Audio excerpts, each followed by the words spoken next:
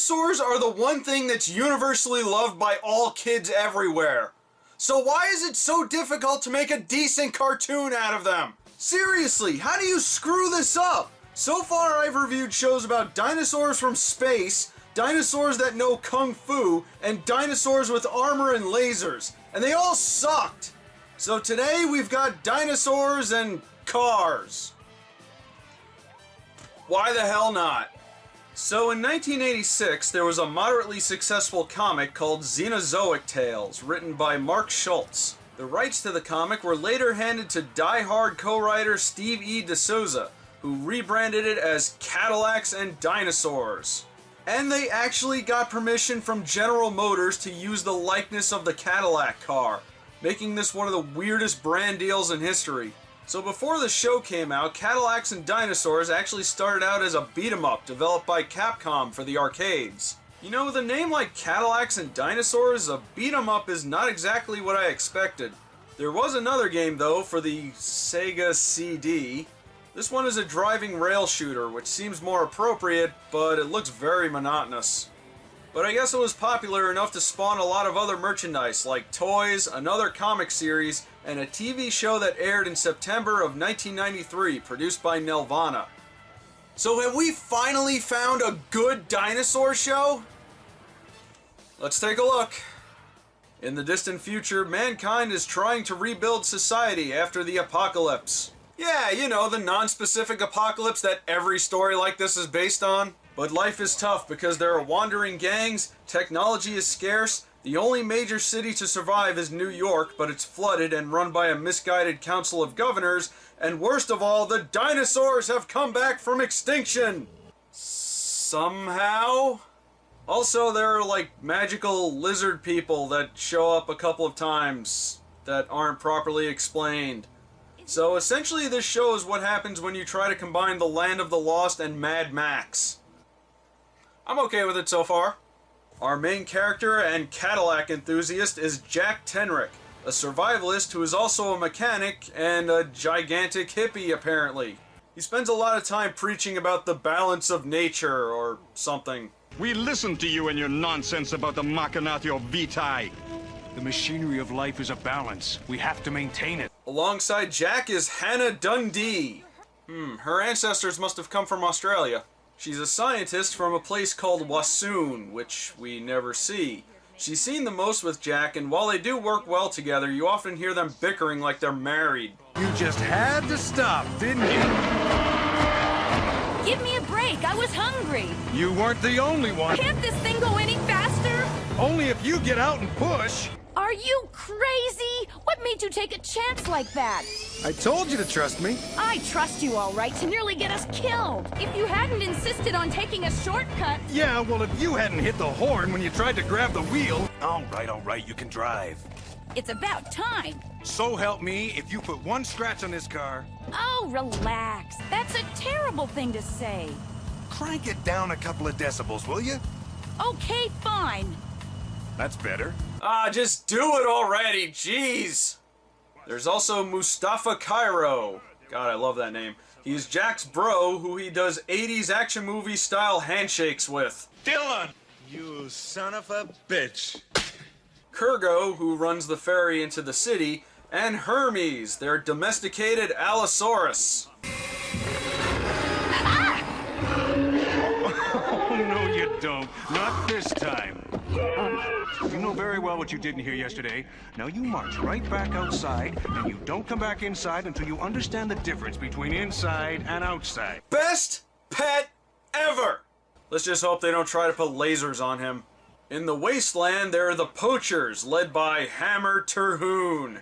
Nobody can beat the hammer. It's impossible. I don't know, I've seen him get beat quite a few times. Apparently in this show, everyone beats the hammer. Him and his two brothers, Wrench and Vice. I'm sensing a theme here. So New York, which is now called the City in the Sea, is supposed to be run by a council of governors, but the one we see the most is named Shardhorst. She's a corrupt leader who usually has Hammer and his crew do her dirty work, but she's often portrayed more as lacking in foresight than being evil. She orders a lot of digs and big projects and stuff like that with the intention of helping the city, but without considering any negative implications. And then Jack has to show up to fix her mess. He's against anything that will bring progress. Wrong, Scharnhorst. I'm against exploiting technology without concern for the consequences. That thing can rip up the Earth, but it can't put it back together. We might all be better off if you'd never found it. One time they dug up an old lab full of robots, but they find out the hard way that the lab was sealed up because the robots went mad. That robot tried to attack us. Make that robots. They must be malfunctioning. They're out of control. This is why the ancients sealed the lab. Not sure why they sealed them up. I mean, they're robots. Can't they, like, turn them off or something? The past future people seem kind of dumb. So yeah, this is kind of an environmental show. Though to the show's credit, it approaches it from an angle we don't see very often. From the post-apocalypse. You know, after we've ruined the planet. Most environmental shows are more about preventing the bad stuff, but here it's already happened, and we can see its results. Now in the distant future, we're given a fresh start and can prevent the mistakes of the past.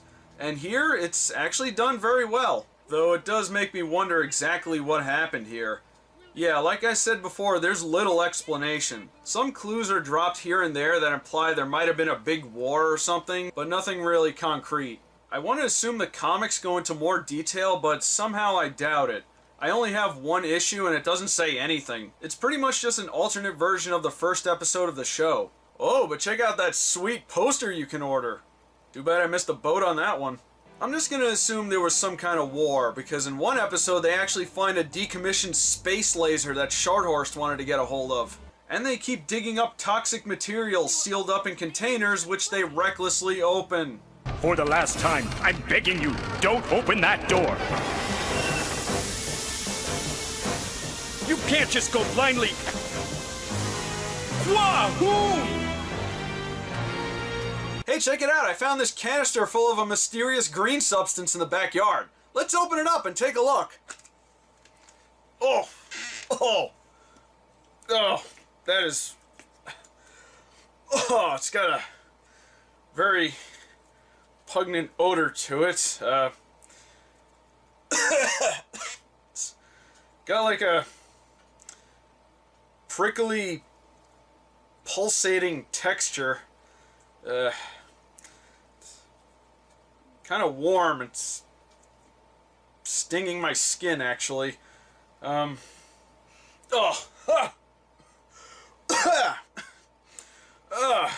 Well, on the plus side, I think it opened up my sinuses. It's, making me kind of dizzy. Oh. I have this, like, weird metallic taste in my mouth. Overall, I'd give it a... I'd give this a 7 out of 10. Oh, God! Well, they do learn their lesson, which makes it hilarious when they come across another mysterious container 2 episodes later, and Jack immediately tries to open it. Wait, are you sure it's safe? I don't see any warning symbols. But we don't know what's in there. And there's only one way to find out. Jack, you're supposed to be the voice of reason in this show. They discover that there's a person inside, and he's super strong and super smart. I think someone who wrote for this show was a fan of Star Trek. Also, in this episode, we get a good gauge about how far into the future this is. When were you put in there? November 7th, 2027 at 8:51 a.m. There's something strange about that guy. Why? Because he's so thoughtful? I mean the way nothing phases him, and his being so strong after 600 years in a metal box. What are those? Hornbills, a species of slither. Slither? What you used to call dinosaurs. Oh yeah, that reminds me, there are dinosaurs in this show! Why are there dinosaurs? I mean, the apocalypse thing I get. Even though they didn't explain everything up front, you can still piece together what might have happened. but there's almost no reason for the dinosaurs being there. All we're told is that they just came back. And the dinosaurs have returned to reclaim the Earth. I'm pretty sure that's not how nature works. Or at least not in the short amount of time this show established. Although I do like how they have their own names for the dinosaurs. A shiver. I'd hate to be in the path of those Max. Nothing can stop them. This is doing something? Pipe down. We don't want to scare the Zeeks off. But the dinosaurs seem incidental. Most of the time Jack is fighting off the poachers or preaching his weird cycle of life message, or whatever it is. Which, by the way, is one of the most perplexing things in this post-apocalyptic show about cars and dinosaurs. So Jack is part of this group that are literally called the Mechanics. I wonder if they're an offshoot of the Plumbers. He's always talking about something called the Machine of Life, which is essentially what they call the Circle of Life. You know how nature is set up in such a way that each living thing depends on another to survive? The machinery of life is a balance, and we have to maintain it. The Machinato Vitae allows no shortcuts. There's a reason for life on every level of the food chain. That's true. What Tenrek calls the Machinatio Vitae is known by all Wassoons as the Circle of Life, and the circle must not be broken. He's also friends with the inexplicable lizard people, and he has a code that he cannot needlessly take a life. Tenrek, do not do this. Remember the Machinatio Vitae. An old blood cannot take a life. Hey, it's Don Franks, the voice of Mach from Rock and Roll! Why is this becoming the focal point for all cartoons? This is all well and good, but I just don't get the whole Cadillac thing. I think maybe it's some kind of metaphor, like the car represents the machine of life because a car needs all its parts to run, and that's how nature works, or something. I am overthinking this. By the way, for a show that's using the Cadillac brand, they sure do wreck a lot of cars.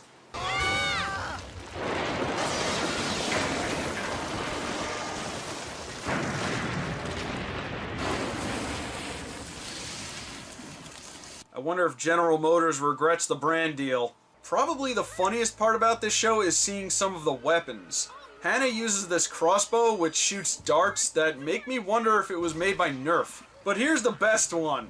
Oh, come on! That's clearly a super soaker! Look, I realize you don't want to have a lot of violence in a kids show, or at least I think this show was intended for kids, but can you maybe not replace your guns with a toy every kid in the 90s had?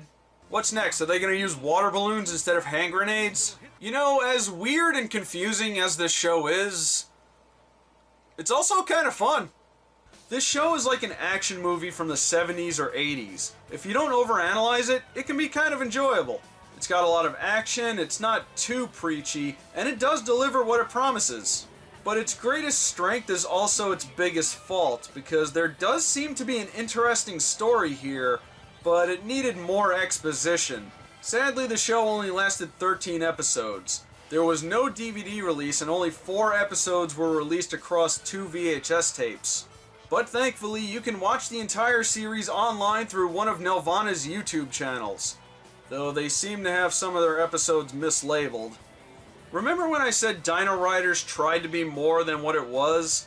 Well, Cadillacs and Dinosaurs didn't have a chance to be more. Had it gone on for a little longer and fleshed out its story, it could have been great, but as it is, it's good. Wait, did we find a dinosaur show that's actually good? Oh, it's a miracle! Although I have a feeling it's going to be a while before we find another one.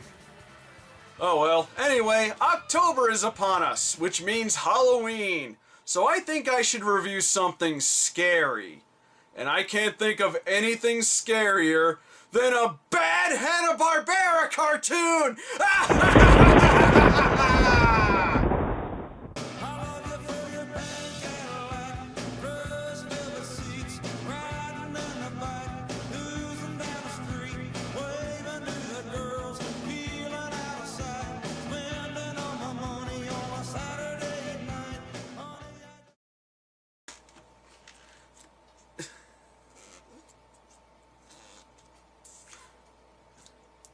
We're going to be very mature about this.